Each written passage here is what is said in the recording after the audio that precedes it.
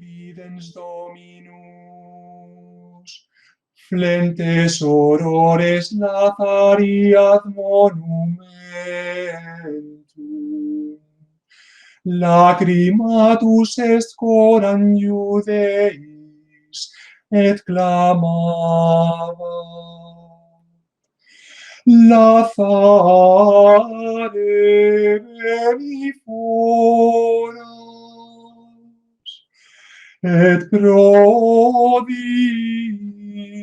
ligatis manibus et peribus, qui fuerat quatriduanus mortum.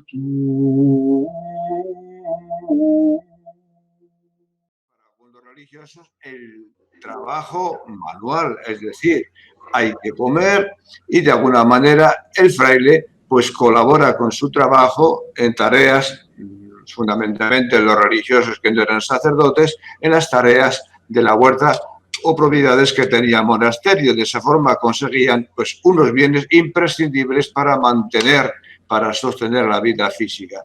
De esa manera, digamos, uniendo el hora o de encuentro con Dios a través de la oración, de la liturgia, la recitación de los salmos, toda aquella liturgia que se realiza pues, en la iglesia del monasterio, uniendo este hora con el labora, el estudio, la investigación, el conocimiento, el fraile, el monje está preparado para responder digamos, hacia los demás. La dirección vertical la garantiza con el hora, con encuentro con Dios, y la relación horizontal, el encuentro con los demás, la realiza a través del estudio y la preparación que le permite responder a instancias tan claras como puede ser la predicación, como puede ser escribir un libro, como puede ser la dirección espiritual, etcétera. Son las dos dimensiones fundamentales de la vida del monasterio. No sé si con esto he respondido algo o queréis que explique algo más.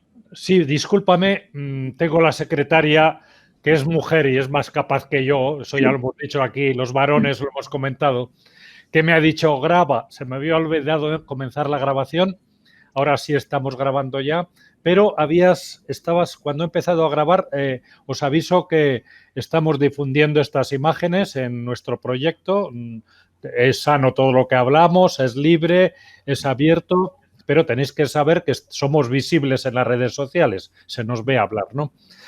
Y discúlpame porque cuando he comenzado a grabar, de los dos aspectos iniciales, el ora Dios y el trabaja, labora, ha faltado un poquito el preámbulo del hora, del Dios.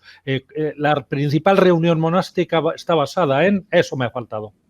O sea, entonces, volviendo al principio, yo diría que la persona intenta responder a ese Dios que de alguna forma se te presenta en tu vida, al cual tú quieres responder con fidelidad, con generosidad, con entereza. Y eso es lo que el fraile dedica en este aspecto muy íntimo, muy personal, a través del hora, que se traduce en gestos diarios durante el día, incluso durante la noche a través de la liturgia, recitación del oficio o liturgia de la palabra, la Eucaristía, etcétera. Esa es la relación del hora.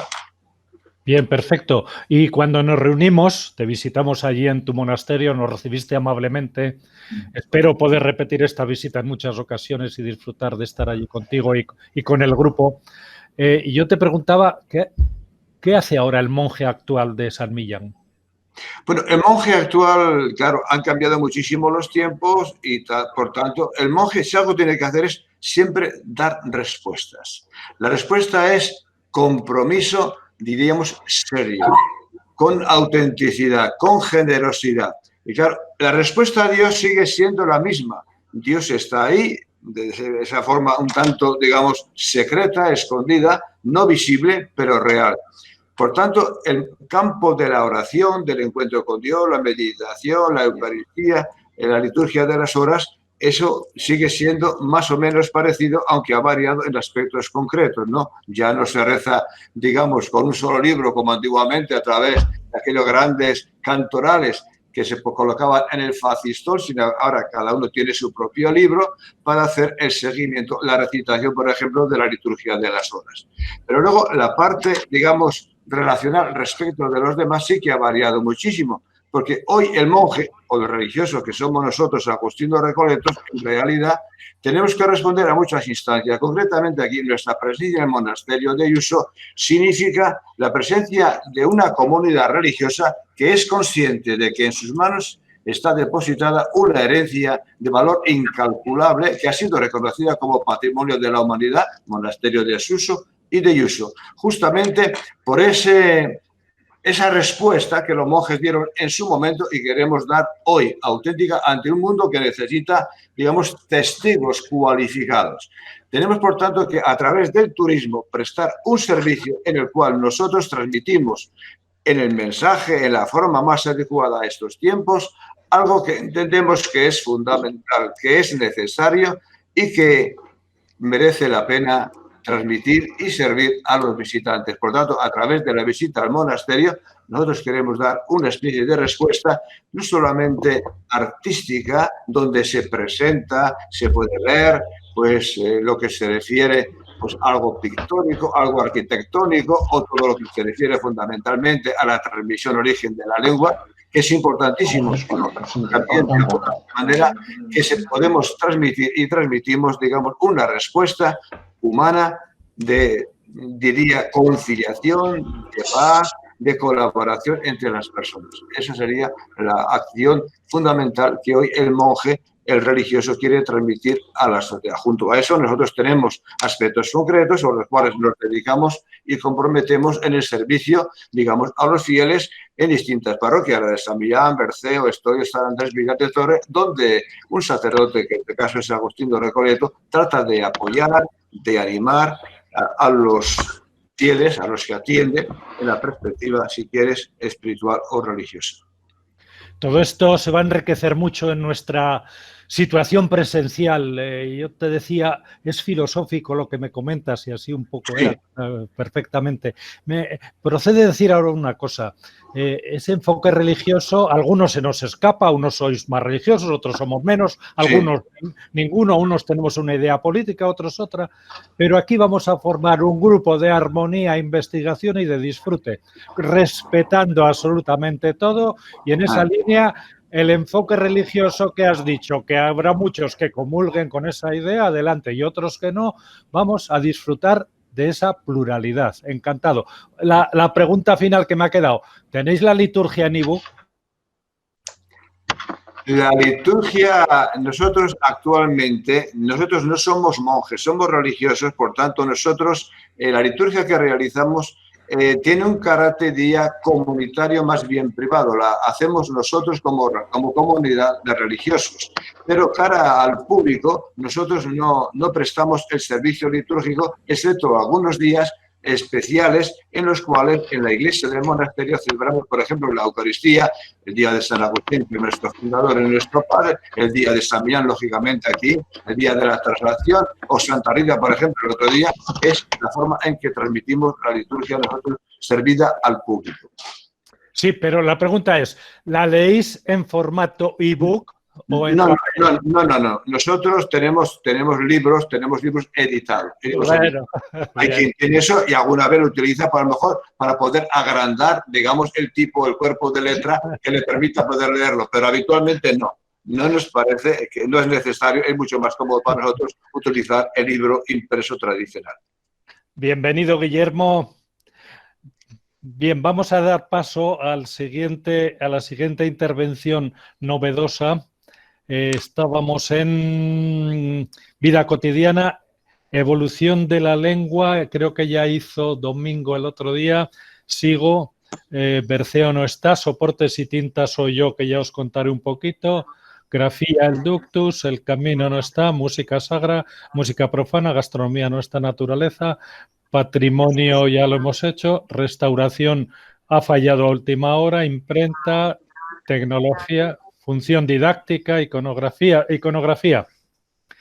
Iconografía, está por aquí Inmaculada, se ha movido del asiento. La veo ahora.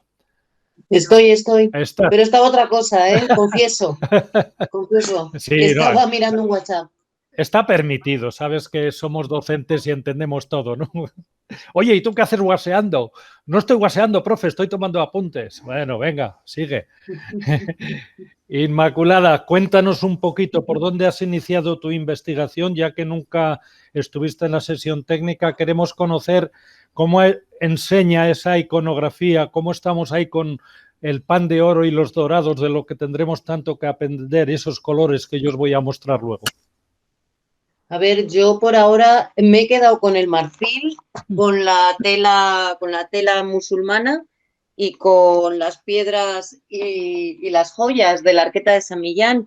Yo creo que lo último que recuerdo de lo que estuvimos hablando fue que me encargasteis que me estudiase la Arqueta de San Millán y yo me la he estudiado y me la he estudiado a ver si consigo que lo podáis ver. Espera. De hecho, esta mañana, como yo soy muy aplicadita, ¿lo veis? Mal. ¿Se ve? No, tápala. Ahora. Ahora lo veis, ¿no? Sí, sí. Bueno, pues esta mañana, como yo soy muy aplicadita y además soy bastante alondra, me he despertado muy prontito y entonces, claro, me he metido en las redes a buscar información de la Arqueta de San Millán. Luego le preguntaré a Pedro San Millán y San Emiliano por qué. Entonces, lo que he hecho es una técnica que yo estoy trabajando muchísimo, que tiene que ver mucho con la iconografía, porque vivimos en un mundo dominado por los iconos, veas el predominio de WhatsApp, en el que tenemos el imperio de los emoticonos. Y entonces lo que he hecho es, me he hecho un esquema visual, o sea, un esquema visual de lo que podría ser una explicación y una recogida de datos de la Arqueta de San Millán. Además me gusta mucho, perdona, o sea, si puedes mover el teléfono, es que está en vertical. Si lo puedes poner en horizontal, veremos mejor todas las imágenes. Ahora, mejor. Gracias. Muy ahora, bueno, ¿lo veis? Javier. Muy bueno. ¿Lo veis? Sí. ¿Lo estáis viendo? Vale, y entonces me ha parecido, independientemente de que la historia de la Arqueta de San Millán, el expolio de los franceses, cómo luego todas sus tablas se han ido repartiendo, ¿no?, por diversos museos y en San Millán pues queda poquito, queda una reproducción de la Arqueta que se hizo en 1944. Me ha parecido muy interesante a nivel didáctico el huir de lo digital, o sea, el hacer un esquema sin Genialis, sin Canvas, sin historias, o sea, el coger mis rotuladores, comprobar que no se habían secado, doy la vuelta. El coger mis rotuladores, comprobar que no se habían secado y ponerme a hacer un esquema como los hemos hecho toda la vida, pero incorporando iconos. Entonces, incorporando, además es muy interesante porque a través de esta metodología didáctica, pues me he aprendido las partes de la arqueta, me he aprendido la narración de cada una de las explicaciones de las tablitas. O sea, me ha parecido realmente interesante, ¿no? Sobre todo, espérate, ¿dónde lo tengo? ¿Dónde lo tengo? Me ha gustado mucho el diablo ese que se mete entre las arcadas de una ventana, ¿no?, intentando salir. Entonces, realmente es lo que he hecho esta mañana, yo es lo que he investigado. Os vuelvo a enseñar mi maravilloso esquema, estoy muy orgullosa de él. Aquí tengo más esquemas de la Arqueta, lo que yo os contaba, San Millán, Placencia, Pedro, ¿lo digo bien? ¿Es Placencia? Es Placencia, San Blas. Me ha interesado muchísimo también el nombre de todos los que participaron en la construcción de la Arqueta de San Millán. La realiza el Abad Blas, interesantísimo. Tiene un proveedor de materiales, ahora que estamos con los abastecimientos, si hay abastecimientos, no hay abastecimientos, si se vaciaban los mercados, bueno, pues el proveedor de los materiales se llamaba curiosamente Vigilia. Luego participaron los artesanos García, Engelran y luego un tal Simeón y un tal Rodolfo, y el esquema visual en el que se basaron para hacer la talla se basaba en un libro iluminado de un tal Munío. Entonces me ha parecido de verdad interesantísimo estudiar la Arqueta, como de costumbre, ser muy aplicadita, y luego lo que me ha resultado muy interesante, que os animo a que lo hagáis, yo a mis alumnas y a mis alumnos, o sea, todo lo que les explico, les digo, según voy hablando, cogéis un lápiz, cogéis un boli y vais haciendo esquemas visuales. Y os animo a que hagáis práctica de eso. Si queréis saber más, ya os pasaré los esquemas, porque los seguiré ampliando. Esto ha sido un pequeño desayuno con San Millán. Claro que queremos saber más. Luego pasaremos a preguntas. Enseña esa arqueta que tienes en la mano, Cristina, el diablo. Ay, madre. Acércalo un poquito. Enséñanos Ahí. a ese diablo Ay, enredado, arriba, arriba. enredado Ay, ay, entre las columnas de la ventana. qué malo es, qué malo es. Bueno, ¿y cuánto vamos a aprender? Como veréis, las incorporaciones están dando... Respondiéndole directamente a Cristina, por si quiere lo de Emilianus, es muy sencillo. Como en aquella época el latín era la lengua en la cual se hablaba y se escribía, Millán, el latín es Emilianus, Aemilianus. Claro, traducido directamente el Aemilianus es Emiliano. De hecho, algunos pues, han publicado alguna obra, por ejemplo, los marfiles, digamos, de Emiliano. Y Millán es una forma, digamos, pues, no sé, local, si quieres, local, propia de esta zona, en la cual, en lugar de decir Emilianus o Emiliano, decimos Millán, cariñosamente. Sí, decimos Millán. Aquí la gente, cuando ponen bautizar a un niño, llaman Millán. Y aquí hay ¡Qué bonito! varios Millán aquí en San Millán. Esa es la explicación, sí. Pues interesantísimo, Pedro. Además, tengo que decirte, bueno, mira, he hecho ya según ya te estaba escuchando, no se verá, pero Sí, he intentado hacerte aquí un pequeño retrato. Bueno, pequeño retrato. Quería cerrarlo con la imagen de San Emiliano, de San Millán, y entonces me he inspirado en ti. Porque como era monje como tú, pues me he inspirado en ti. Está bien, gracias. Ten cuidado, Inmaculada, que parece el diablo. Pero sí. Es porque es verdad, porque le han pillado los signos de interrogación justo encima, pero eso es el azar. O sea, el arte es lo que tiene, ¿no? Que es muy azaroso y hay que contar con ello. ¿Y tú que eres? Y la suerte que tenemos de tener un artista. No, muchos. Y tú que eres un poco alondra, has dicho, ¿sabes lo que es una loya? No. Pero me encantaría que me lo contaras. Ya sabes que yo no soy cotilla, yo soy curiosa, como me decía mi profesor de técnicas de producción industrial. Y un arañón, ¿Es una loya? Un arañón y un valladar. Son tipos de pájaros. Que lo explique alguien. A ver, Julio, yo creo que Por cierto, una cosita antes de acabar. Cristina, me ha ayudado mucho lo del codo Ayuso, del que hablabas el otro día, para yo organizarme con, Yuso, Suso y tal. Entonces sí me he acordado porque para eso estamos, para aprender y para recordar, para combatir al virus del olvido. Es muy importante. En el Cantar del Cid, le corría la sangre el codo Ayuso. Julio, ¿qué es ese lenguaje típico riojano? ¿Tenemos algo por ahí estudiado? Palabras que han trascendido. ¿A quién le hablas? A ti, Julio Martínez. Bueno, en Valladar es un término que sí se usa mucho en La Rioja. El de alodia que has dicho tú, ese yo no lo había oído, pero los otros dos sí, son términos. El Valladar es como el muladar, o sea, son términos muy habituales en La Rioja. Una de las palabras más bonitas, Valladar. Es un corte de tierra con un desnivel, bueno... con la reforma agraria se suprimieron muchos en La Rioja, en toda España, pero es una palabra preciosa. Y aloya es la alondra, claro. Y el arañón... ¡Qué bonito! El arañón es el con lo que se hace el ¿cómo se llama el vino ese rubio? ¿Cómo que vino? Se hace tinta, ¿no? Bueno, se hace tinta y también influye, me parece, en esa bebida que es típica de esta zona, que no me acuerdo cómo se llama. Luego lo hablamos, luego. Típico de esa zona es el vino. No. Luego. Otro. Luego, lo otro os lo digo luego. A ver, iconografía, el habla. A ver, a mí lo del habla me tiene que no me aclaro. Yo voy a Murcia, yo voy a Andalucía. Tenemos de Murcia a Domingo Sánchez, de Andalucía a Roberto.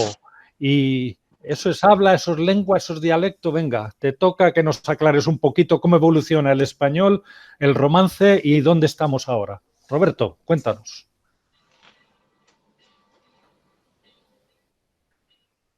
Roberto, no tienes el micro. Claro, no sé cómo se quita esto.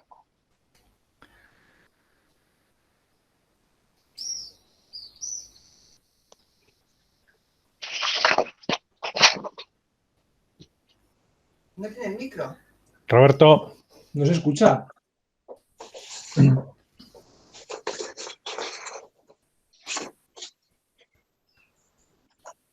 Está activo el micro, pero lo tienes activado, pero no se oye nada. No. Si tienes unos cascos o un micrófono externo, pruébalo. Mientras tanto, si queréis, literatura, esa evolución literaria que centrábamos en la zona de San Millán hasta nuestros días, y en este caso, Javier Pérez Castilla. Bueno, hay un contraluz ahí, voy a ver si lo soluciono Eso es. y sigo hablando con vosotros. Roberto, ¿has solucionado tú?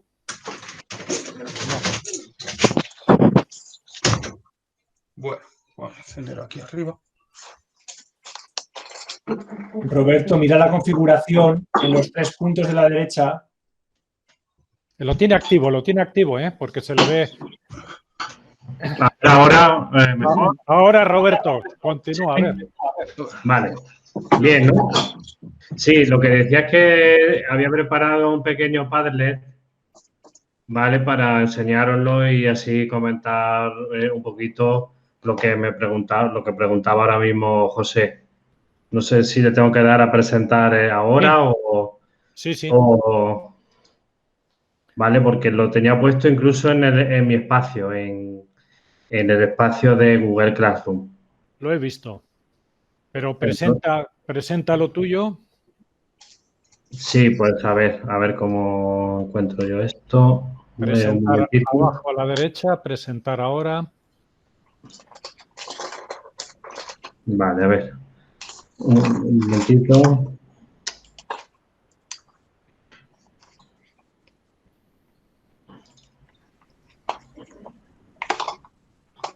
A ver, ¿se ve ahora? Sí, está saliendo.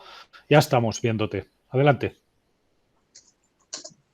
Vale, es que tienen que cargarse aquí unos ahora. Bueno, lo veis ahora, ¿no? Sí, sí. Sí, bueno, yo había preparado una cosa un poquito extensa con relación a las directrices que me diste y que me dio José, pero bueno, digamos que en la pestaña 1 y 2, pues he intentado, sobre todo en la primera, hago hincapié en los problemas terminológicos, porque la verdad es que la discusión, que ya incluso hemos planteado alguna vez hablando con José y con Cristina, no es nada fácil. A ver, sin entrar en demasiadas profundidades, digo que además tampoco tenemos excesivo tiempo, yo conservaría el término dialecto, ¿vale? Porque estabais preguntando si es lengua, si es habla, etcétera, para lo que estamos viendo en este momento, o incluso más bien hablar de geolecto, porque dialecto, como sabéis, y en España ocurre, pues un término que, bueno, del que mucha gente no se siente orgulloso. Es decir que se habla dialecto, pues es algo que no llega a lengua, sí, es más que un habla local, pero vamos, se queda en una situación un poco intermedia. Entonces, lo que yo he sintetizado aquí en la pestaña 1 es, después de analizar una monografía, por ejemplo, de Moreno Fernández, que ofrece hasta 20 definiciones, según distintos criterios, pues yo me quedaría, resumiendo, con una parte que es la idea de variación geográfica, ¿vale? Y la idea también de comunidad de habla, es decir, hay una comunidad de habla, por ejemplo, yo en mi caso de Andalucía, pues por Andalucía sí puedo comentar que hay cierto sentimiento de que la gente habla, pero es más allá de un habla local, ¿vale? Entonces, yo creo que esos son dos criterios fundamentales que hacen que todo lo que estemos hablando, incluso cuando se trata cómo están escritas la glosa, pues yo creo que el concepto de dialecto viene en romance. Vale, a ver, yo creo que todo el mundo piensa que lengua es algo pues mucho más estandarizado, que se enseña en la escuela, que tiene repercusión en la administración, que hay que utilizar en contextos formales, cuando en las situaciones de diglosia, por ejemplo. ¿vale? Y todo el mundo creo que, bueno, que el concepto de lengua pues, está bastante claro, ¿no? Y también está claro que primitivos dialectos se han convertido en lengua. Otros se han quedado, vamos a decir, a medio camino y otros se han quedado, bueno, y otros, pues si por decirlo así, han triunfado, han tenido una administración, dicen por ahí que un ministro de Hacienda particular, un ejército, una armada, etcétera, ¿vale? Entonces, todos esos dialectos o geolectos, ¿vale? Pues yo lo encuadraría y además viene muy bien, creo que para situar la cuestión de la glosa, porque como sabréis, y creo que algunos de vosotros, no sé si Cristina ha tratado eso o algún compañero, pues uno de los grandes problemas, por ejemplo, es ver en qué están escritas las glosas, ¿vale? Entonces, no se tiene duda de que el latín está ahí, el latín ya diferente, pero aparecen a menudo o han aparecido en la bibliografía pues términos como el que tenéis en la pestaña 2, en el bocadillo 2, ¿vale? Y la verdad es que, bueno, se ha dicho de todo con más o menos justificación. O sea, ya de Damaso Alonso, que decían que era el primer bajido del castellano. Luego es cierto que se ha mencionado que pudieran estar escritas en navarro. Otros matizan a navarro aragonés por razones también de posterior asimilación por cuestiones históricas. El riojano, evidentemente. Y yo, sinceramente, mi experiencia y por lo que he estudiado, etcétera, creo que, no sé si a lo mejor una propuesta muy simplificadora, es que lo mejor, y no sé si les va a gustar aquí a algunos compañeros o compañeras, es hablar de romance. Aún, dado que, evidentemente, la división entre latín y romance parece ser que sí era clara, pero creo que de conciencia lingüística, por lo que se comenta en la Historia de la Lengua Española que coordinó Rafael Cano, que es compañero mío en la facultad, incluso habría que preguntarse si en el siglo XI los hablantes sentían conciencia lingüística de que estuvieran hablando algo ya distinto. Y dado que la situación, además, en esta fase es pues, muy, vamos a decir, compleja, de interferencia, de repoblaciones, de trasiego, de viajes, de, bueno, por supuesto, conquistas. Y la verdad es que es bastante complicado, ¿vale? Es decir, si nos queda claro que en los extremos el gallego y el catalán, digamos que son los que más diferenciación tuvieron y que hoy evidentemente pues se han convertido en lenguas por otras razones extralingüísticas, pero bueno, hay una zona, hay una franja ahí entre la parte astur-leonesa, la propia central castellana y la navarro-aragonesa en las que hay muchos cruces y en las que es complicado en este periodo del que estamos hablando hacer distinciones. Lo que yo he observado, bueno, y en lo que he estado viendo, y en los documentos, y en los manuales que he consultado, o en la bibliografía, en los que también ha habido fluctuaciones a la hora de, pues, dominios que han pasado de un reino a otro, de una conquista a otra, ¿vale? Pero, por ejemplo, me ha parecido bastante curioso, en el caso de lo que se dice del navarro, de hecho hay circula por ahí la idea de que los rasgos lingüísticos que tiene, algunos rasgos lingüísticos que aparecen en la glosa sí se ha dicho que no son castellanos, sino navarro, incluso navarro aragoneses.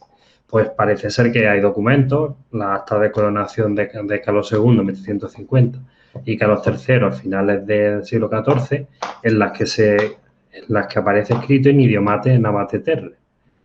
Con lo cual esto le da pie a que el navarro a lo mejor en el siglo XIV no estaba tan asimilado al aragonés como parece, ¿no? Es decir, por resumir un poco, creo que la cuestión nos puede interesar, evidentemente. También creo que hay otras circunstancias, ¿no? Bueno, que escapan a los lingüísticos, que esconden razones también, pues, de atribuirse méritos, ¿no? En fin.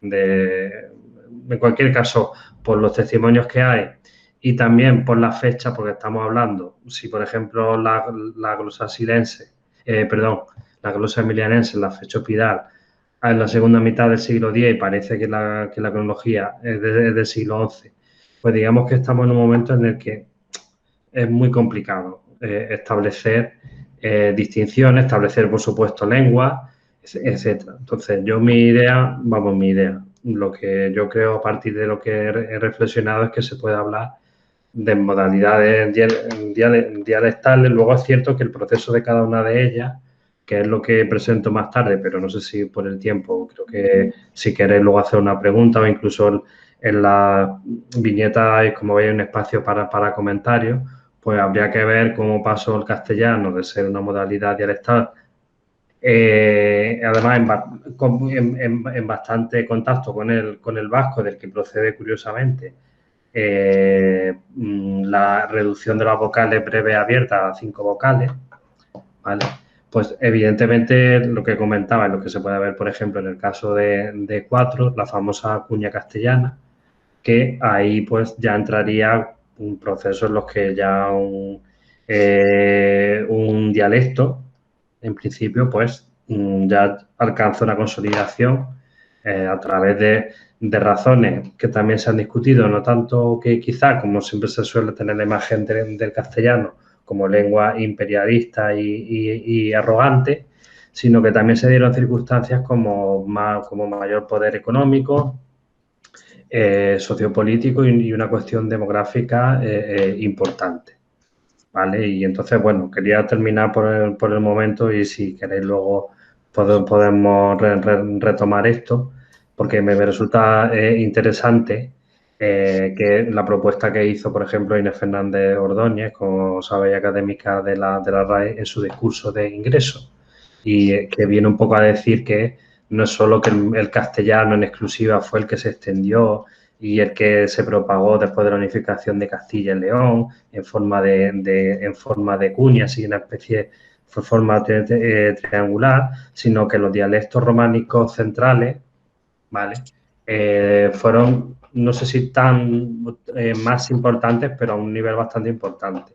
Es decir, que fue fundamental para el castellano, para su expansión y para su evolución lingüística, el asturianés y el navarro aragonés.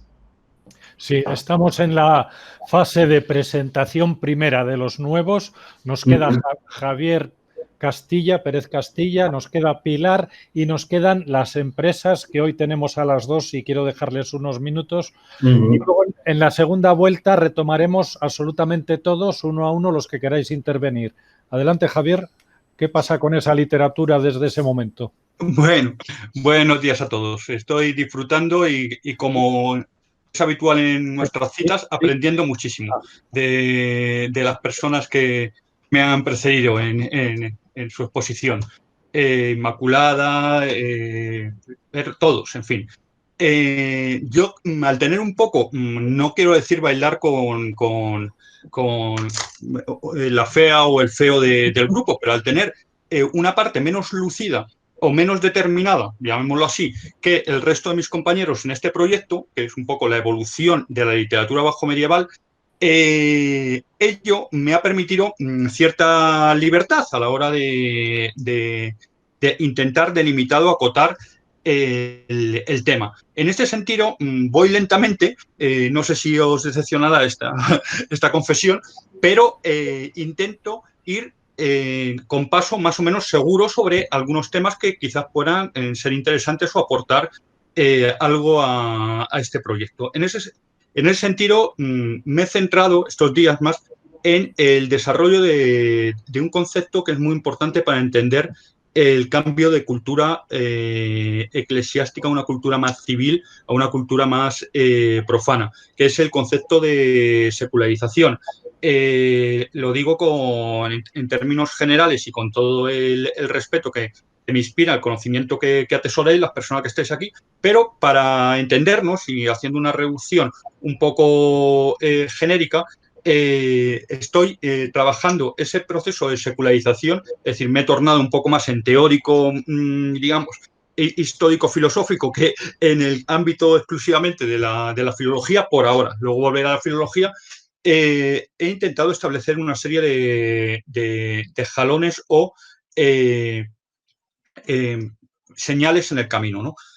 Por ejemplo, y esto entronca con cosas que también ha dicho Pedro Merino, el contraste de una cultura eminentemente religiosa, eclesiástica y una cultura un poco más civil. ¿Y qué es ese? El primero es la secularización, es un problema que en la historiografía, incluso me atrevo a decir que en la vida cotidiana, sobre todo en la vida social, impera, que es el problema terminológico. Primero, ¿qué entendemos por secularización? Esto es una pequeña manía que supongo que mi colega también, profesor lingüista, compartirá, que muchas veces los términos estos tan amplios son un poco términos trampa, ¿no? Todos ahora hablamos, somos demócratas, somos tal, creemos en la paz, ya, ¿qué tipo de paz, qué tipo de democracia? Pues aquí pasa lo mismo.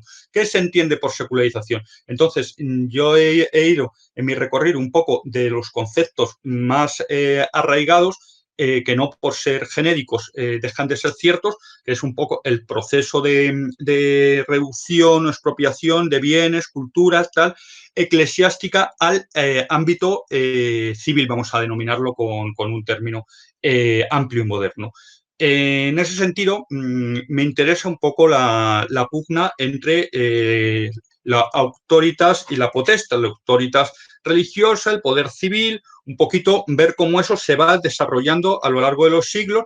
Aquí me acompañan muchos teóricos y muchos autores que han escrito, creo que con grandísimo acierto, sobre este proceso, entre otros quizás el más famoso, y es una referencia ineludible, quizás sea Max Weber, ¿no? Pero, sobre todo, quiero insistir, y a eso iré, y con esto voy a acabar, porque quizás al decirlo tan comprimido, no sé si la capacidad de síntesis redunda en la claridad o es un poco un batiburrillo lo que os estoy transmitiendo, cuando lo escriba estará más detallado. Lo que me interesa es cómo desemboca o incide en el ámbito literario este proceso de secularización. Y en ese sentido, sí estoy marcando unas líneas de trabajo que pueden estar esbozadas de esta siguiente manera. Por ejemplo, en la inclusión de otros temas y motivos, que es una panoplia de aspectos nuevos en el tratamiento literario, donde destaca, por ejemplo, siempre se ha dicho, una nueva visión del cuerpo humano, ¿no? Del placer, del hedonismo, de la fama, etcétera, etcétera. Una serie de temas y motivos muy patentes en autores ya bajo medievales y el quicio este del prerrenacimiento o renacimiento, según los autores y según los críticos, algunos les meten en el renacimiento, otros en el prerrenacimiento, como puede ser de bajo medievales, el arcipreste, lógicamente, además el arcipreste, creo que nos puede ayudar mucho en este camino, arcipresteíta me refiero, en el sentido de que, aunque esté circunscrito a ese ámbito local de San Millán, creo que es interesante el ver la evolución en otro personaje religioso, contradictorio, etcétera, etcétera, como fue Juan Ruiz, ¿no? Por otro lado, en el ámbito extranjero, pues Tabillón, etcétera. También, aparte de esos motivos, me interesa ver un poco el cambio, la traslación de espacio escénico, del desarrollo dramático de las celebraciones populares o las celebraciones religiosas a otros escenarios y otras evoluciones, otros desarrollos dramáticos. Digo evolución con todo y esto quiero que se entienda desde el primer momento, con todo el respeto hacia periodos culturales y hacia manifestaciones culturales tan maravillosas como estas que tanto Pedro Merino como Inmaculada del Rosal nos han indicado. Yo no soy de estas personas, si no, no me dedicaría a filología, que creo que la historia del hombre es un camino ascendente y siempre lo que queda atrás es peor. No lo creo. Por lo tanto, hablo de evolución en el sentido estricto de cambio, ¿no? de variación. Y luego, finalmente, con esto ya voy acabando, la irrupción y el protagonismo, sobre todo de autores del ámbito no religioso, autores profanos, muchos de ellos, naturalmente, de la aristocracia, que su impronta la trasladan a creaciones, por ejemplo, poéticas, donde también varía tanto en la forma como el contenido de los temas. Y un poco ese es el esbozo general. No sé si ha quedado suficientemente claro, pero prometo ser más didáctico cuando lo escribe y lo redacte. Gracias.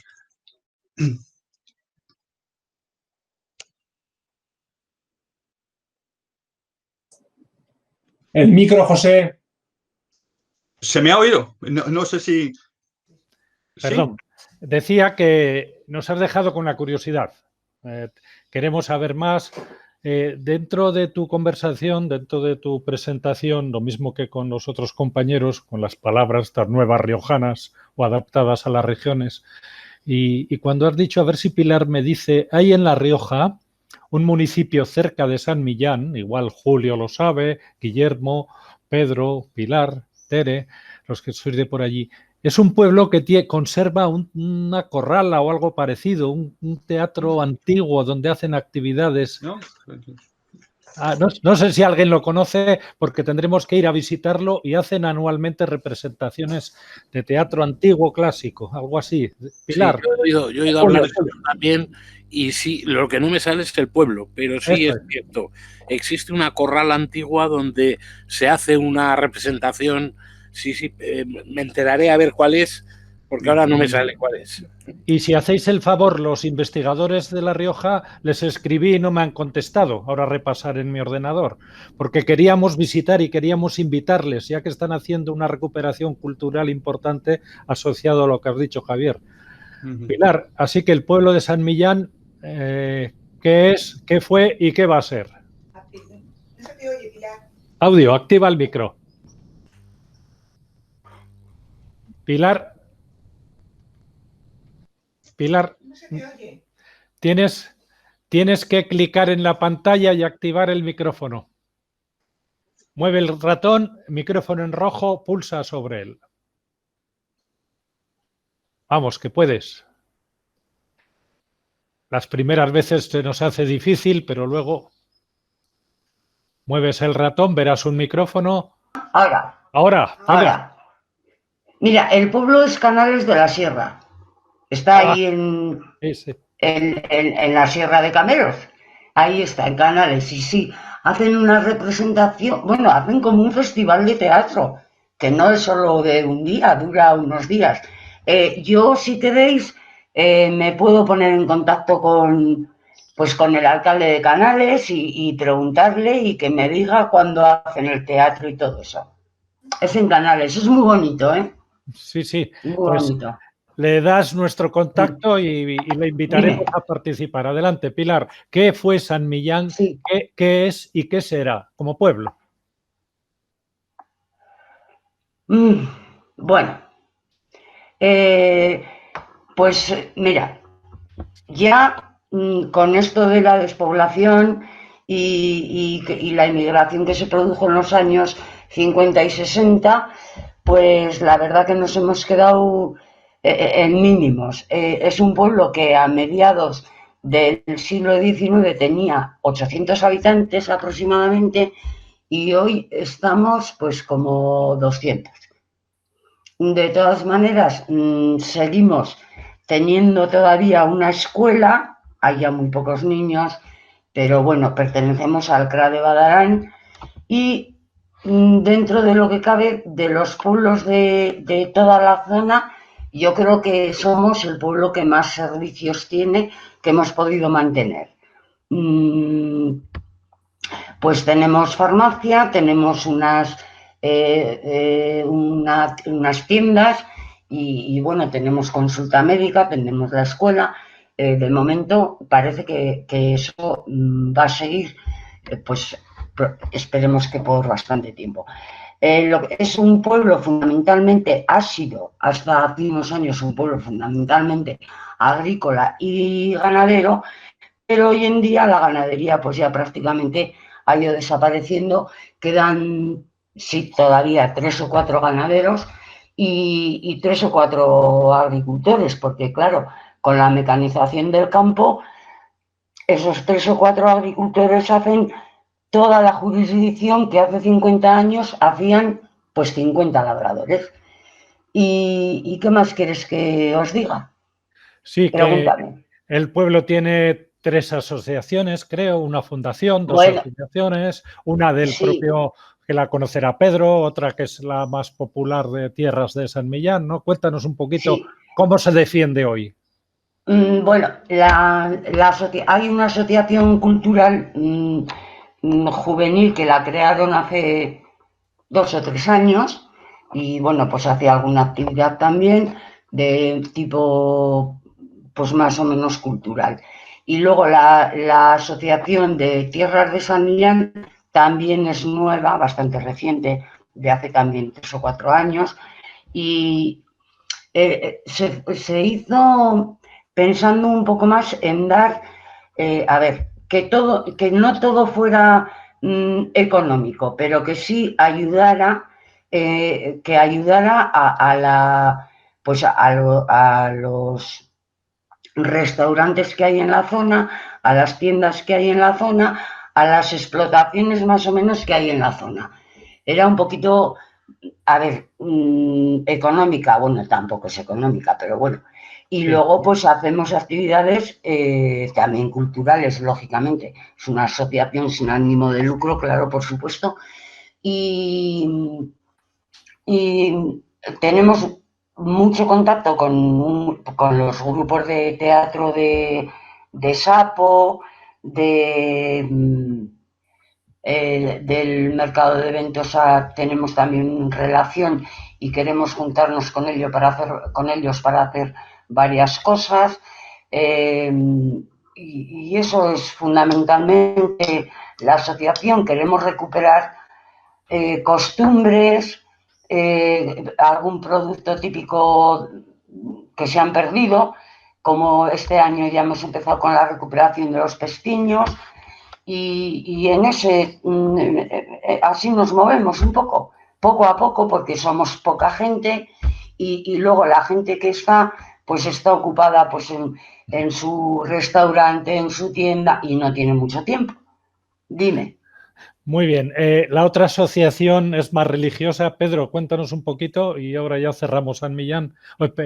Pedro. Pero religiosa no. Sí, la de Pedro sí, ¿no? La del monasterio sí. Micro, Pedro.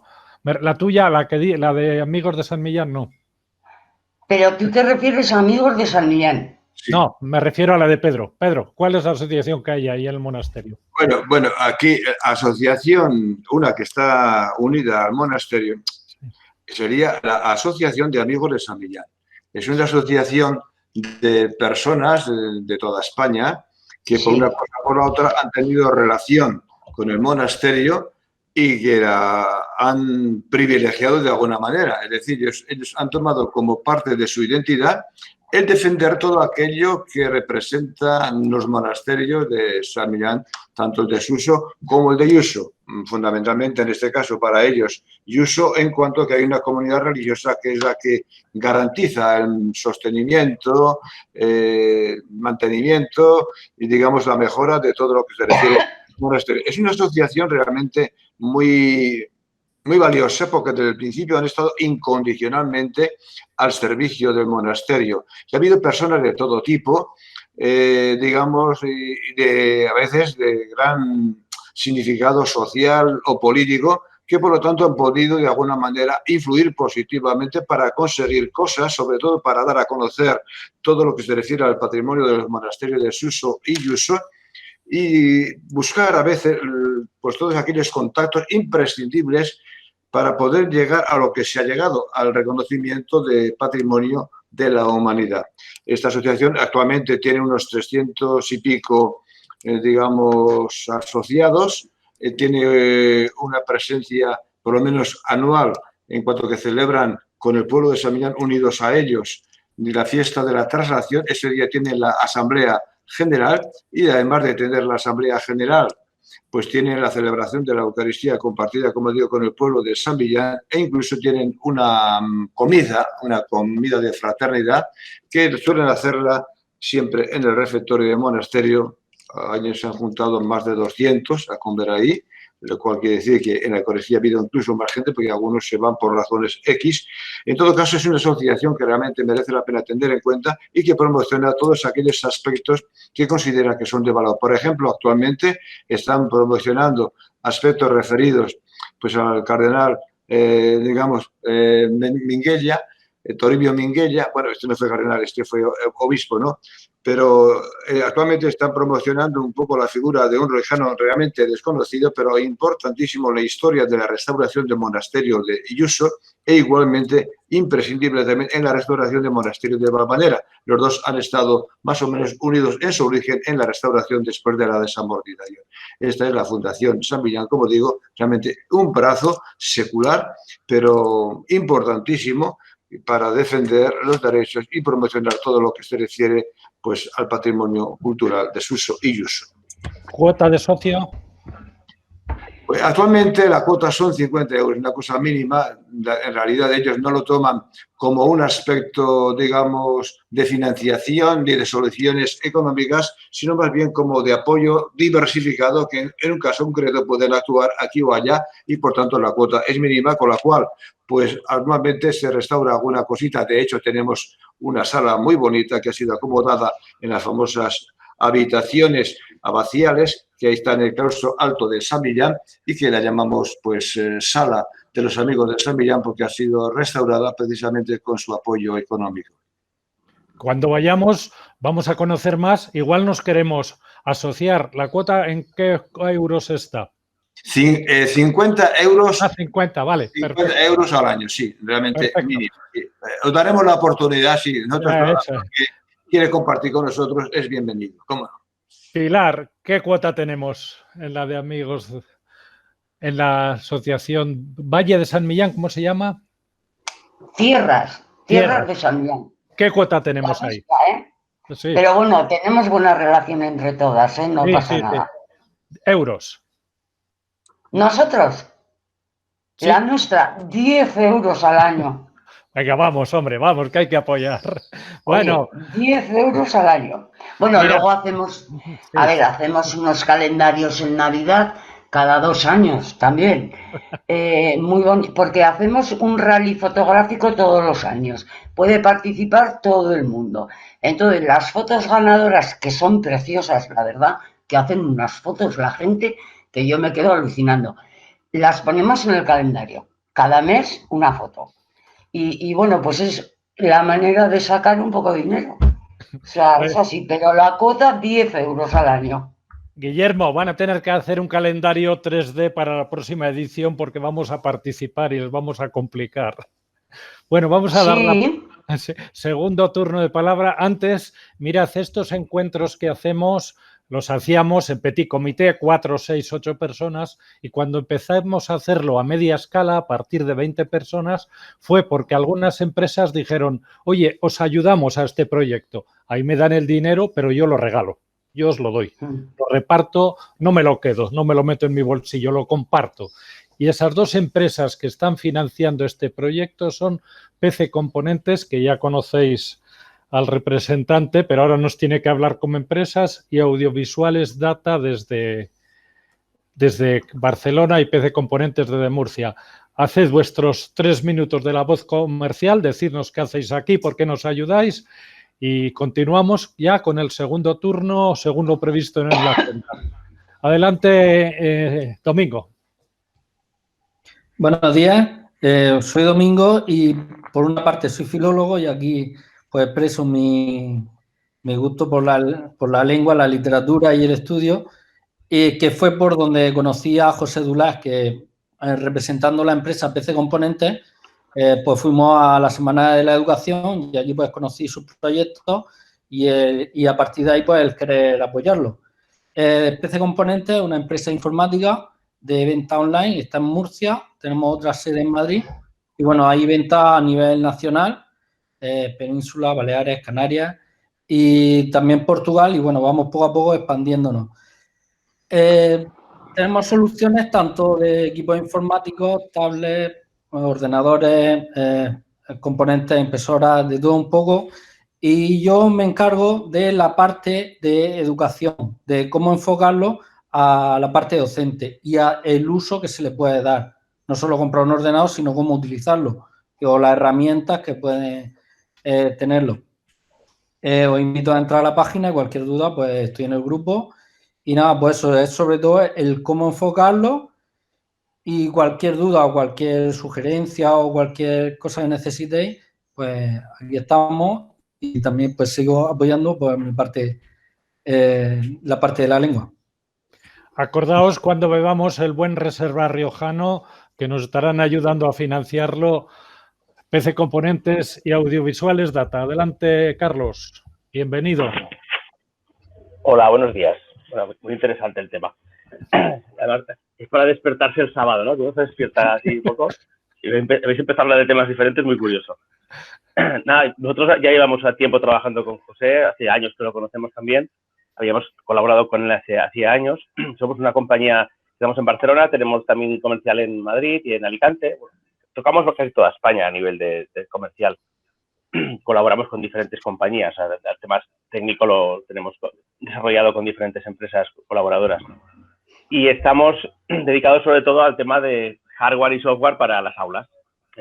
Distribuimos una marca que habéis visto alguna vez, habéis visto en la web de José Dula, que es C3 Technologies, que fabrican todo un compacto sistema de monitores, pizarras, hardware de colaboración. Y nuestra decisión de trabajar con esa compañía hace años fue porque es que son europeos y todo es made in Europa. Porque es que todo es made in China, siempre, ¿no? Y el problema que nos está trayendo todo esto, ¿no? Desde hace tiempo.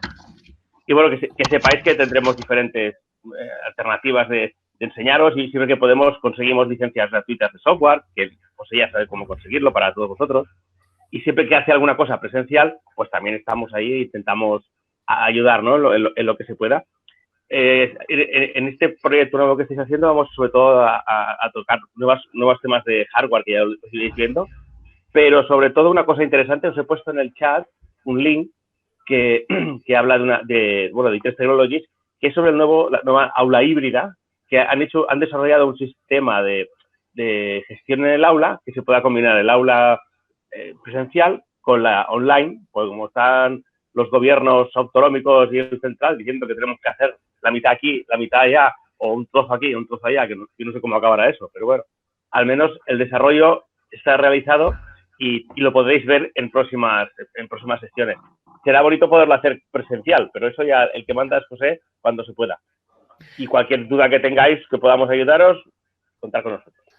A ver, anticipo. En septiembre vamos a ir a San Millán, pero tal vez no hagamos el evento fuerte, pero vamos a ir.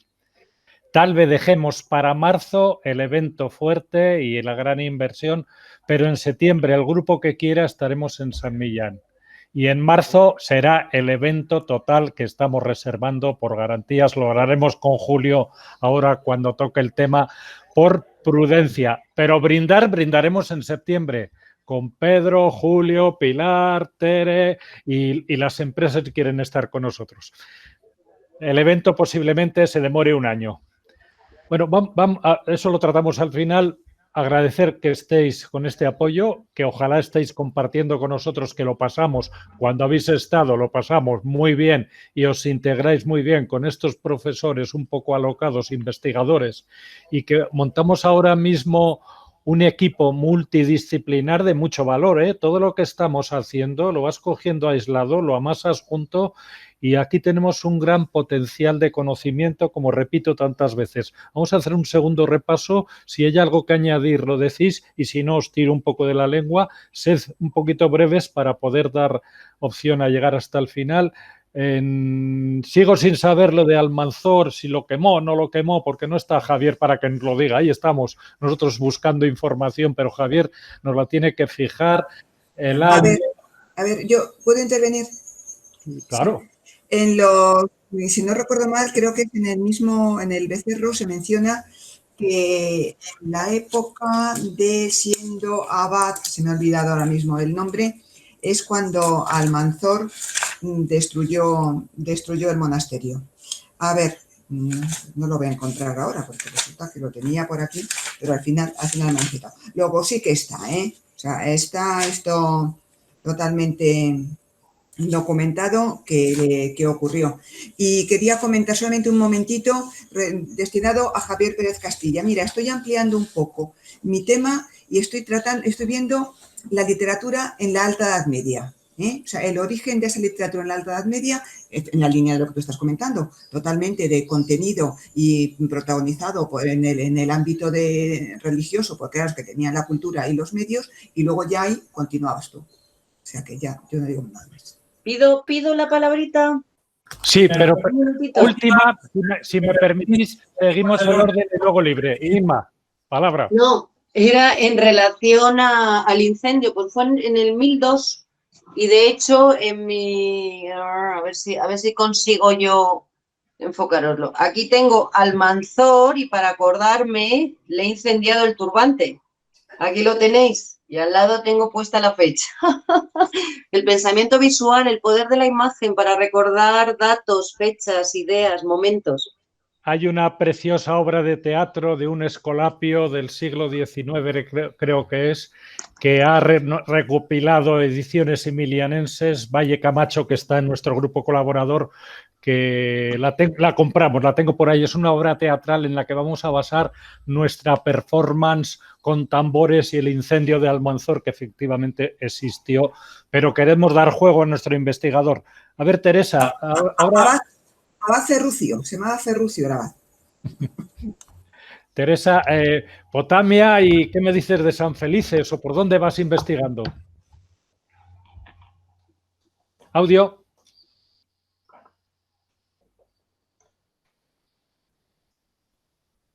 Abajo a la izquierda, micrófono. Ahora, ¿no? Micrófono activado, perfecto, muy bien. Bueno, pues yo lo que he hecho ha sido recoger fotografías de los lugares en los que se supone, o real, que vivió San Millán junto con San Felices de Bilibio. Te las mandé las fotos, yo ahora en este momento no te las puedo buscar, no sé buscarlas. Pero bueno, como ya están archivadas, pues ya saldrán en su día. Es la peña en la que estuvo San Millán, donde hoy en día está San Felices, que se le ve desde la carretera, un monumento precioso. En la ermita de San Millán, Pepe, es muy emocionante. El abuelo estuvo haciendo las escaleras de entrada a la ermita cuando fue prior de la Cofradía del Santo, porque están muy vinculados la Cofradía del Santo con San Felices. El motivo, pues que había un calpeatense viviendo en Haro, que fue también prior de la Cofradía de San Felices, y aquellas rivalidades que existían en el fútbol, porque cada vez que había partido el Haro contra la Calzada, acababan a palos, pues había alguna manera de la que evitar que estas cosas pues se propagasen, ¿no? Y entonces, pues, la cofradía ahí tuvo mucho que ver, ¿eh? Y luego, por otra parte, pues recordaros que el día 29 de junio, este año, a ver cómo, pues se celebra la batalla del vino en los riscos de Bilibio. Es donde empieza, luego bajan hasta Haro, ciudad, todos los que han estado en la batalla, que da verdadera impresión el verles porque van de pies a cabeza completamente morados. Y bueno, pues esto es lo que yo querría por resaltaros. Genial, vamos avanzando. Julio, estamos enriqueciéndonos mucho con La Rioja y yo te voy a enseñar un libro que tengo aquí que recuperé el otro día para dar pie a que nos comentes algo de todo lo que vamos descubriendo. Mira lo que me he encontrado dentro de mi documentación. Lo conocerás, creo que lo hizo Caja Rioja. Bueno, lo tengo. Es fabuloso. Cuéntanos un poco por dónde vas ahora en tu investigación. Yo básicamente, primero, que me encanta estar aquí porque me abrís muchas vertientes. Por ejemplo, la de Cuadros, Roberto Cuadros, cuando se ha referido a la lengua, que no es una lengua riojana probablemente, yo creo que tampoco. Básicamente, el eje Tarraco, César Augusta y el poblamiento en La Rioja están muy, muy asociados. También me ha interesado mucho lo de Teresa de San Felices, que como sabe, yo soy un enamorado de Haro y sobre todo de San Felices y de los riscos.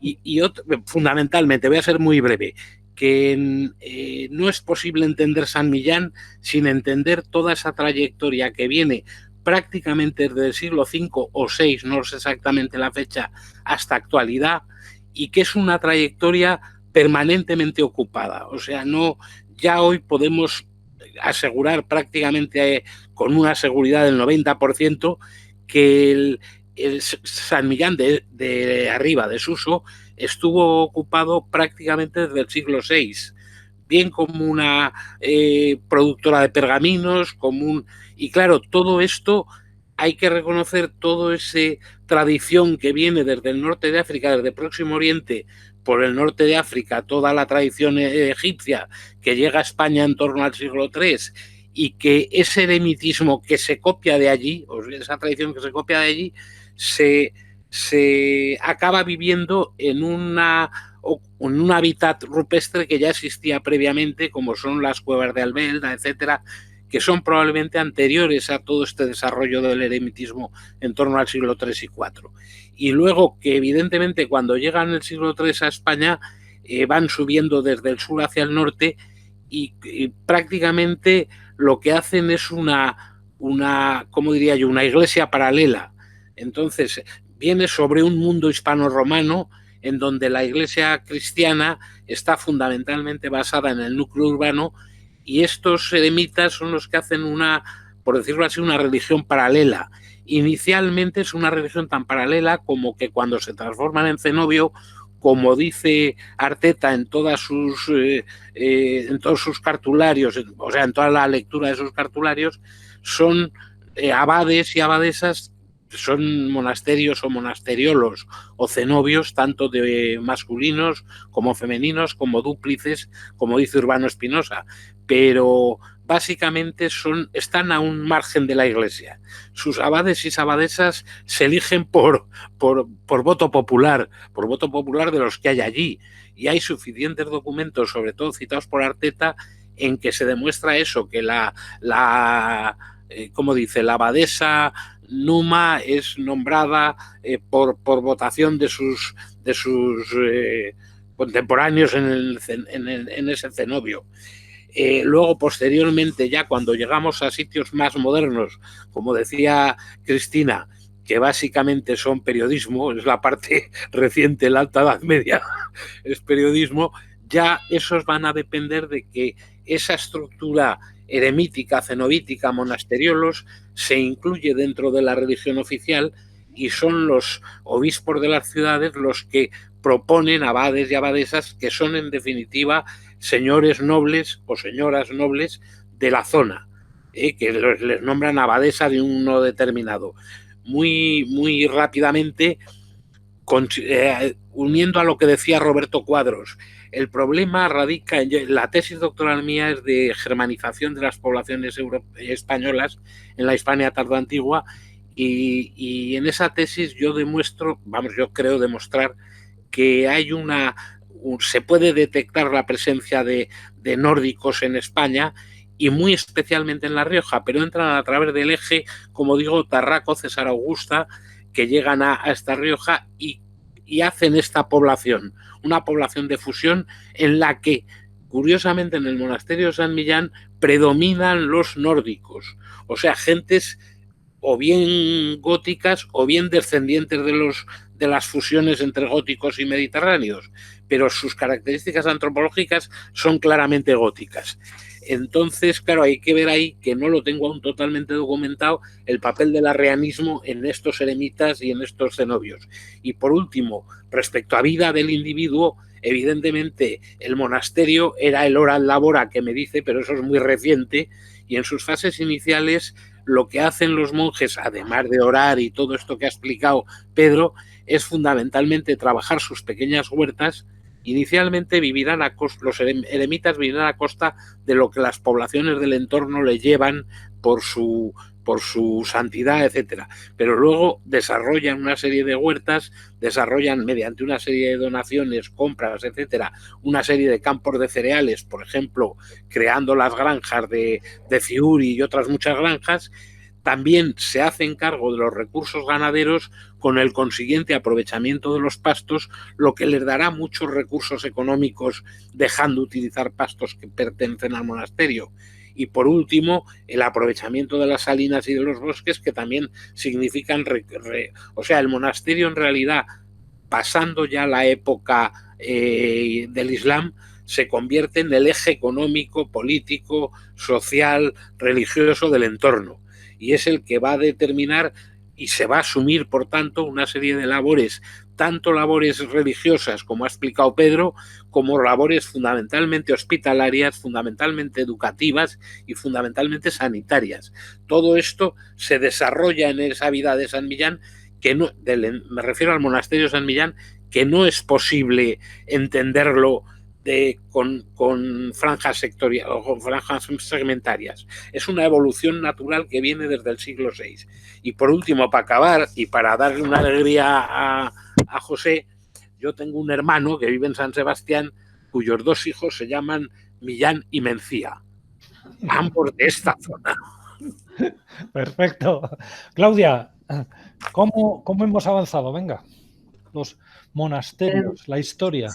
Sí, con el tema de historia de los monasterios, lo que estoy haciendo ahora es tratar la parte didáctica. Mi pregunta es, ¿cómo pasar o cómo transmitir la historia de los monasterios tanto de primaria a bachillerato? Tratando de tomar cuáles son los temas que trabajan en cada uno de las unidades didácticas o del temario del colegio y tratar de relacionarlo con el tema de la historia de los monasterios. Y lo que quiero hacer es crear puentes para presentar el trabajo y no decir historia de los monasterios y parece que hay un vacío, ¿eh? Y la pregunta es cómo transmito ese tema al alumnado. Sí hay una relación, la cuestión es que hay que construirla. Lo voy a construir solamente a través de preguntas. La pregunta va a ser la que dé síntesis a entablar ese puente. Y estoy en eso. Gracias. Catalizadores, Claudia, ya hablaremos. Me parece genial. Me preguntaba a Guillermo si podía. Guillermo, es que voy siguiendo el turno y ahora te tengo previsto. Evolución de la lengua. ¿Quieres añadir ahí algo? Esto, Domingo, ¿no? Domingo, ¿cómo evolucionó? Ya hemos visto el habla, dialectos. Ahora, ¿cómo ha evolucionado la lengua? Sí, pues bueno, como en las últimas indicaciones me pusiste nuevos deberes, pues me he puesto aquí a trabajar. Entonces, bueno, he intentado hacer así resumido por encima la influencia de Alfonso X en Latinoamérica y otras regiones. Sí. Sobre Alfonso X diremos que institucionalizó el uso del castellano y promovió la creación de una serie de producciones textuales incomparables en su tiempo. Rafael Lapesa diría de Alfonso X que concebía el mundo como un inmenso libro escrito en clave por su hacedor. Su intento de desciframiento debía coincidir con la verdad revelada. Situamos a Alfonso X en la tercera época de la Escuela de Traductores y allí recopilaría todo el saber existente en una especie de suma gigantesca en la que incorporaría todos los conocimientos jurídicos, históricos, científicos y astronómicos de la época. Para realizar este proyecto, pues llamaría a los mayores sabios del país y convertiría su palacio en un lugar de integración donde colaborarían cristianos, judíos y moros en armonía. Entonces consiguió unir esas tres culturas. En Murcia, sobre todo, tenemos que dar gracias, que vemos muchas de sus obras que tenemos aquí y que tuvo una gran influencia. Paso así resumidamente a Latinoamérica y la influencia que tuvo el castellano. En Latinoamérica el español la tenemos como lengua oficial, además de en España en 14 repúblicas hispanoamericanas. Además, como lengua nativa, se habla en muchas zonas de Estados Unidos y numerosas islas antillanas. En las zonas en las que vemos el español de América, lo conocemos como español de América para distinguirlo de español de España, del castellano de la península, no lo concebimos como una realidad homogénea, sino que presenta diferencias notables. Pedro Enrique Ureña señalaría 5 zonas principales del español de América. La zona antillana, en el dominio del araucano, la zona mexicana, en los del náhuatl, la zona andina con el quechua, la zona chilena con el arauco y la zona rioplatense con el guaraní. Aquí veremos que está la zona, el castellano, el español con la mezcla de estas lenguas de allí. La clasificación que hemos visto está basada en la proximidad geográfica, en los lazos políticos y en el contacto con una lengua indígena principal. En estudios posteriores se demostraría que esta clasificación no es del todo exacta, por lo difícil que es trazar los límites precisos a las distintas zonas lingüísticas. Como rasgos principales de este español de América, veremos que proviene de la llegada de los conquistadores a partir de los últimos años del siglo XV. De ahí que se mantenga cierto aire de arcaísmo junto a usos frecuentes en los siglos XVI y XVII que ya no se dan en la península. Además, los conquistadores procedían de distintas zonas geográficas y de diferentes capas sociales. Las lenguas indígenas actuarían como sustrato en el español también. La mayor influencia la veremos que se da en el léxico. Cuando los españoles llegan a América, se encuentran con una naturaleza desconocida y hubo que darle nombre. De ahí que esas nuevas palabras para nombrar objetos que no existían, pues, lo viéramos. Pasando al andalucismo en el español, veremos que el español que llevan los conquistadores a América fue el anterior al del Gran Reajuste. Aquí experimentaría la mayoría de los cambios producidos en España, donde se seguiría recibiendo las nuevas capas del español hablado, participando de la gran revolución consonántica del siglo XVI, pero que incorporaría no las soluciones de Castilla, sino el modelo andaluz. Algunos ejemplos, veremos que las 4 sibilantes han coincidido en una S que está más cerca de la predorsal andaluza que la alveolar castellana. La aspiración de la S final, el trueque de la R por L o su pérdida al final de palabra, el seseo, el yeísmo, y su extensión no es tan generalizada como la del seseo, y otros andalucismos como la neutralización de la R final y la L, como por ejemplo algún, argún, y la pronunciación de X, Y, J, G, como antiguas como la H aspirada, juntar. Por otro lado, hemos dicho el español que llevaban los andaluces, y por otro lado, que la parte del andaluz llevado por los sefardíes, expulsados en 1492. Este queda movilizado al haber perdido el contacto. Domingo, discúlpame que te corte un poco. Tenemos que abreviar porque hay que llegar hasta el final y luego dar una segunda vuelta. Sí. O sea, venga, pues aparte de eso, solo añado otras regiones, como estaban añadidos, por el papeamiento de Curazao en la Antilla holandesa, el sefardí o judeo-español de los judíos expulsados de España por los reyes católicos y el español de Filipinas, que a partir de 1815 se estableció comunicación directa desde España a través del Pacífico. La colonización, al ser tardía, y la evangelización en las propias lenguas nativas, pues no tendría tanta influencia. Muchas gracias. No era para mucho, pero bueno. Sí, no, es que ahora tenemos que ser muy breves y José también va a ser muy breve. Yo ya estoy aquí preparado. Buenos días, hermanos. Sabéis que estamos trabajando los soportes y las tintas y hablamos de las tintas ferrogálicas, las que componen la mayor parte de nuestros códices. Decíamos que la galla de roble era el tatino, sulfato de cobre y necesitábamos goma arábiga, que es una resina de acacia para que la tinta tenga la consistencia adecuada, se quede en la pluma, rasgue sobre el pergamino y hagamos los trazos adecuados. Podéis ver que estamos trabajando ahora en Suso, estamos todavía en los primeros siglos de nuestro scriptorium, las diferentes tintas, el azul tan difícil de conseguir. Algunos tintes nos cuesta muchísimo el conseguirlos y hay que investigar. Y últimamente, entre el cillerero, el botánico, que no están hoy aquí conmigo, y el cocinero, me dieron un fruto que nace por aquí, por los montes. Os decía allá abajo, en el cañaveral que hay junto al lugar del río más arriba, hay una planta que se llama arañón.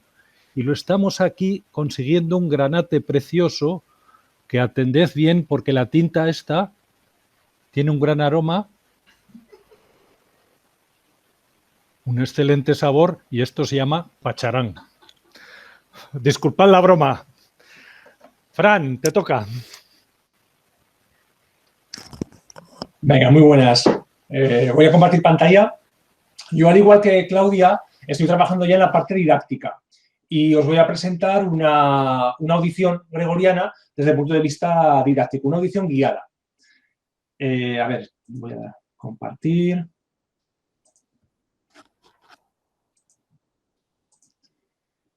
Si se ve, me comentáis, ¿vale? Se está viendo. A ver, vale. Bueno, como comenté en la sesión anterior, pues vimos que San Millán de la Cogolla fue un centro de producción de manuscritos para la liturgia musical, pues de primer orden. Y bueno, ahora la idea sería pues pasar este trabajo más teórico, histórico, a lo que es el aula de secundaria. Por eso, bueno, estoy preparando ahora mismo una unidad didáctica y voy a presentaros una de las primeras actividades, que sería esta audición. He elegido para ello Videns Dominus, que es una pieza de Gregoriano, una antífona de comunión que se canta en Cuaresma, y el tema de qué trata, pues aparece la imagen que tenéis ahí, ese cuadro de Giotto, que me gusta muchísimo, que es precisamente la resurrección de Lázaro, que sale en el Evangelio de San Juan. El texto en latín es el que aparece en pantalla y la traducción pues sería más o menos esta, ¿no? Al ver llorar Jesús a las hermanas de Lázaro ante la tumba, se puso a llorar ante los judíos y dijo: Lázaro, sal fuera. Y aquel que llevaba 4 días muerto salió con las manos y pies envueltos en el sudario. Pues bien, esta pieza, y tenéis la partitura, a mí me encanta.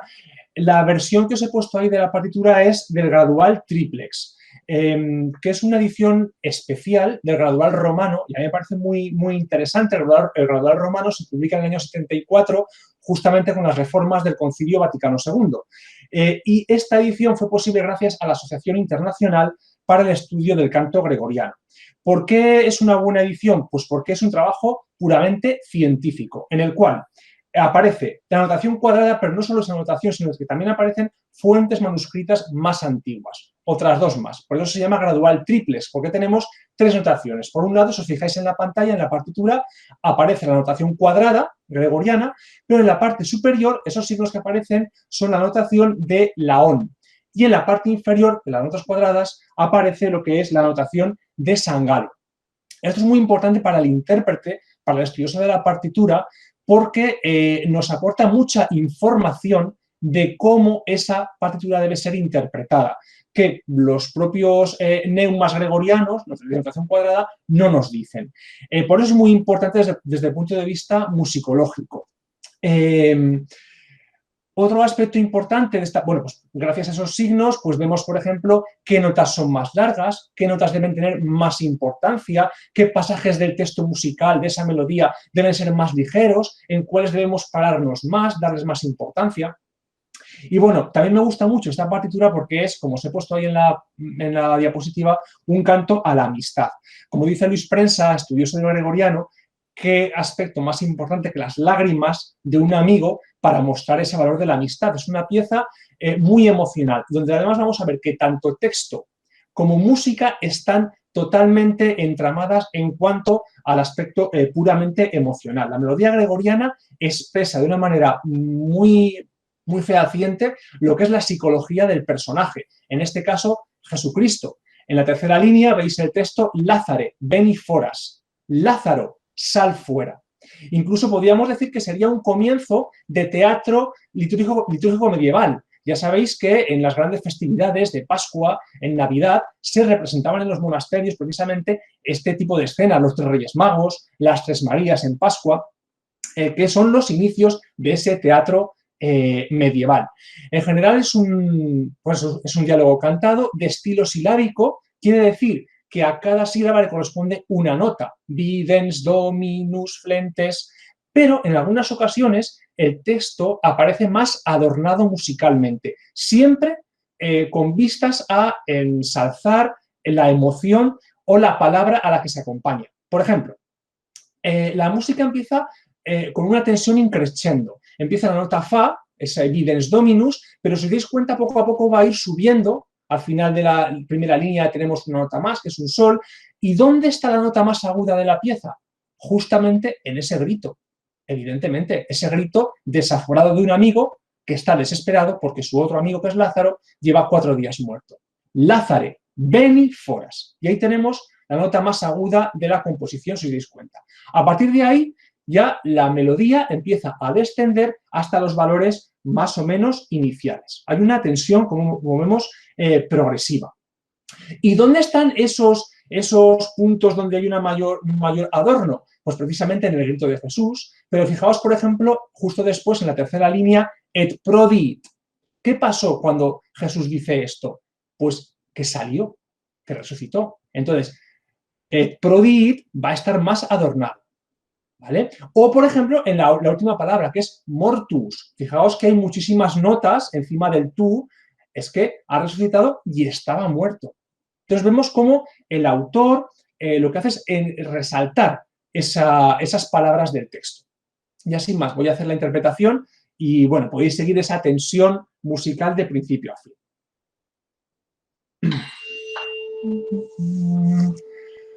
Videns dominus, flentes aurores Lazari ad monumentum, lacrimatus est coram Iudeis, et clamava, Lazare veni fora, et prodit ligatis manibus et pedibus,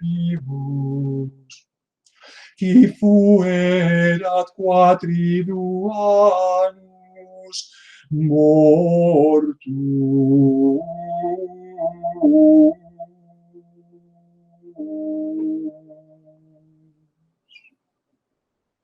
Bueno, y hasta aquí una breve presentación de lo que sería una audición guiada de gregoriano.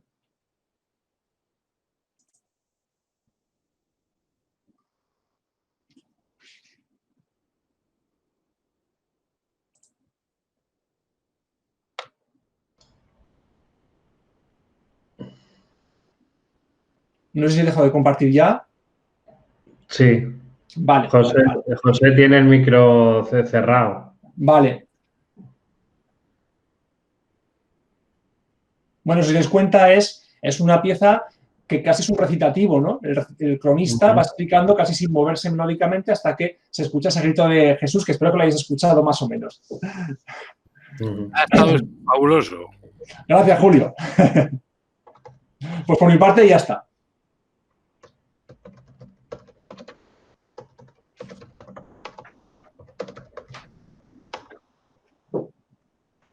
Guillermo, por favor.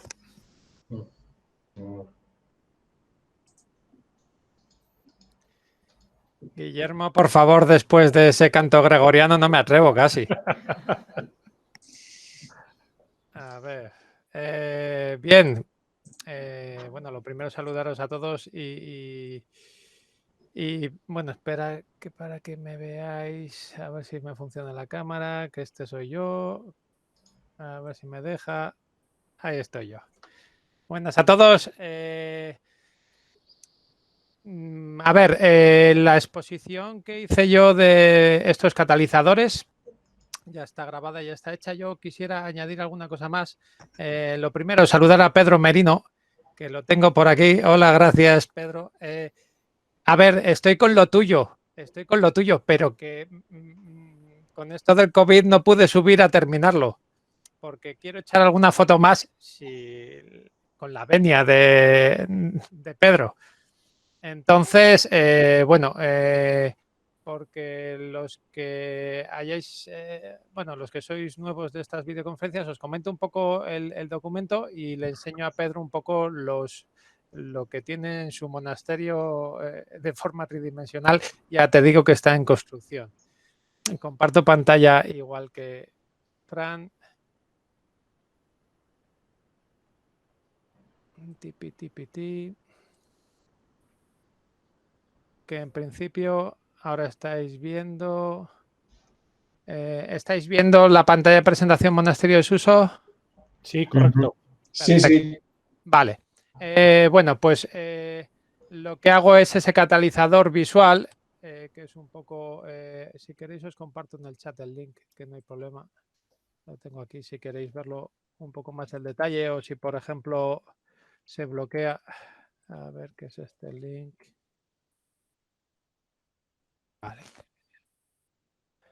Vale, entonces es el tour virtual. Voy rápidamente, es un poco lo que es la sensación de inmersión en los diferentes sitios. Este está hecho del monasterio de Suso y tengo pendiente pues del monasterio de Yuso hacer cosas. Y las novedades que tenía este eran los renderizados, que son, vamos a decir, los modelos en 3 dimensiones. Si nos acercamos al oratorio que está aquí, pues bueno, tenemos el cenotafio y entre otras cosas, pues llegas al cenotafio, que es el modelo tridimensional. No es foto, es, vamos a decir, el modelo, que como ya comentamos, pues es imprimible y cosas de estas. Y bueno, con nivel de detalle, pues bueno, yo lo veo muy bien. Vale, Pedro, lo tienes más que visto. Estos son tus cantorales, ¿vale? Lo mismo, es el modelo en 3D. Soy consciente que la luz estaba como estaba y he tenido unos problemas de renderización, pero bueno, estos son falta. A ver, lo quiero meter en el tour para que se vea un poco la dimensión, que no son libritos pequeños. Entonces, pues bueno, que se vea la escala de ellos. Y de Yuso tengo también renderizado el Fascistor.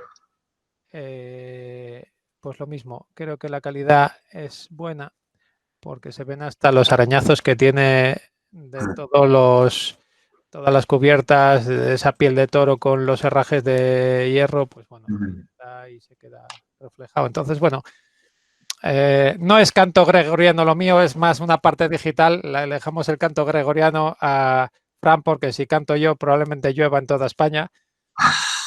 Con lo cual, vale, pues esa es la parte. Sabiendo que tengo pendiente colaborar con Pedro y Fran, por ahí tenemos también una colaboración, pues bueno, entiendo que cuando se vaya pasando esto de las movilidades y empezamos a tener algo de tiempo, pues bueno, iré terminando las cosas y ya os enseñaré algo más cuando lo tengamos terminado. Hasta ahí puedo leer. Bueno, y cantar también, porque dentro de unos minutos va a actuar nuestro coro online mejorando lo anterior. Turno libre para rematar la sesión. Cierra presentación, por favor. Ya estamos, correcto. Turno libre al que quiera añadir, comentar para hacer nuestro coro final. Oye, sí. Solo una cosa. Perdón. No, porque. Bueno, solo pues. Una cosa, que estamos aquí en plan investigadores.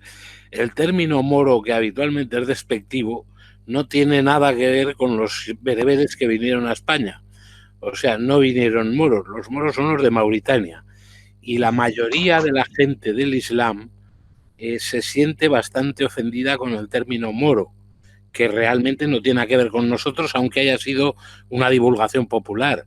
Yo soy un enamorado de Norte de África, he estado excavando muchas veces allí y a toda la gente de allí les molesta profundamente que los españoles digamos que vienen los moros o en las escuelas que hay moros. No hay moros, son bereberes de Norteáfrica.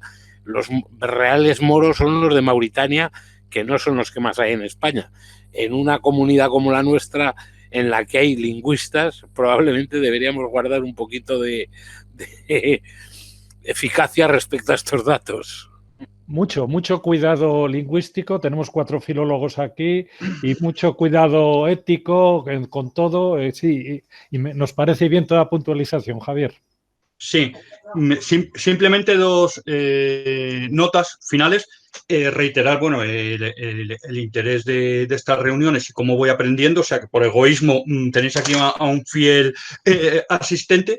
Y luego quería decir 2 cosillas. Primero, respecto al apunte que se ha hecho de Canales de la Sierra y de La Corrala, he mirado por ahí por internet, aunque está al alcance de todo el mundo, pero para facilitar ese acceso, es una corrala en efecto barroca, pero construida en el siglo XVIII y al parecer tuvo una vida así como todas estas cosas fluctuante. Incluso en los años 60 se representaban y había una compañía más o menos estable ahí. Pero vamos, que fue decayendo y ahora se está reactivando, a ver si tiene mejor fortuna.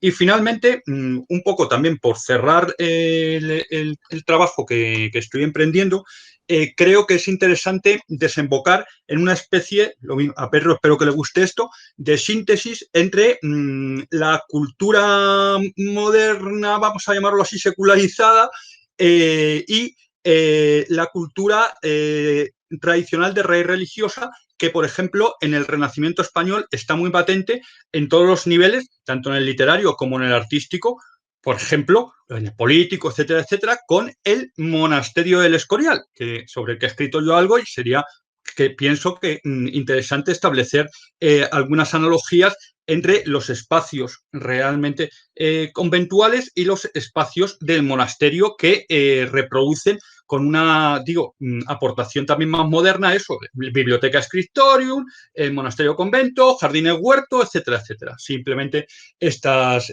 2 notas. Y muchas gracias a todos y espero veros pronto. Buena semana.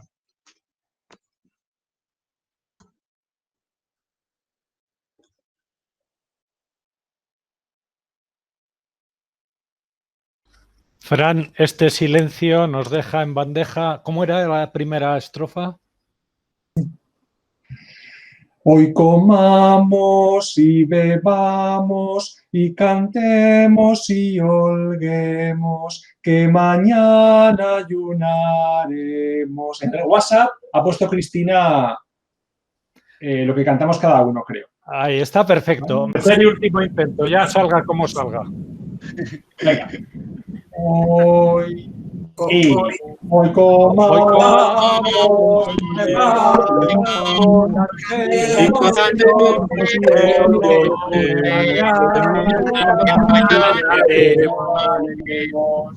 por honra de San Anruejo, paremos hoy bien anchos, embutamos estos panchos. Fran. Recalquemos el pellejo. De costumbres, de consejo. Que todos hoy nos hartemos. Que mañana ayunaremos. Honremos a tan buen santo, porque en hambre nos acorra. Comamos a tal porra. Que mañana hay gran quebranto. Comamos, bebamos tanto, hasta que nos reventemos. Que mañana ayunaremos. Hoy comamos.